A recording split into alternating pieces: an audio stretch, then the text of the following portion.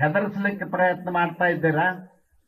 ಹೈದರಾಬಾದ್ ನಿಜಾಮರು ಯಾವ ರೀತಿ ಹಿಂದೆ ನಮ್ಮ ಜನರನ್ನ ಹೆದರಿಸಿ ಬೆದರಿಸಿ ಜೈಲಿಗೆ ಹಾಕ್ತಿದ್ರ ಆ ರೀತಿ ಮಾಡ್ಬೇಕಂತೀರಾ?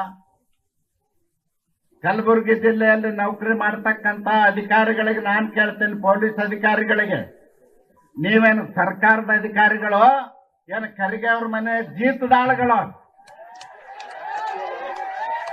ಮಾನ ಮರ್ಯಾದೆ ಇಲ್ಲ ನಿಮ್ಗೆ?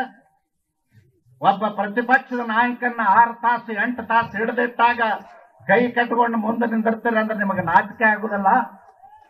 ನೀವು ಕಾಕಿ ಬಟ್ಟೆ ಹಾಕ್ಲಿಕ್ಕೆ ಅಯೋಗ್ಯರು ನೀವು.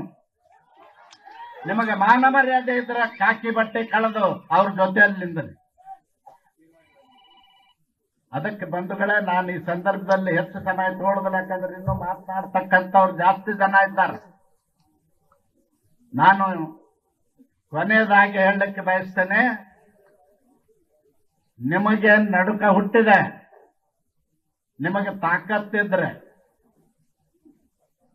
ನಮ್ಮ ಚಲವಾದಿ ನಾರಾಯಣ ಸ್ವಾಮಿ ಅವರಂತೆ ನೀವು ಎಲ್ಲರಿಗೂ ಮಾಡ್ತಾ ಇದ್ದೀರಿ, ಒಬ್ಬರಿಗಲ್ಲ. ಸಣ್ಣ ಸಣ್ಣ ಕಾರ್ಯಕರ್ತರನ್ನ ಗಡಿಪಾರು ಮಾಡ್ತಾ ಇದ್ದೀರಿ, ಕೇಸ್ಗಳನ್ನ ಹಾಕಿ ಹೆದರಿಸ್ತಾ ಇದ್ದೀರಿ, ಹಿಂದೂ ಕಾರ್ಯಕರ್ತರನ್ನ ಕೊಲೆ ಮಾಡಿಸ್ತಾ ಇದ್ದೀರಿ.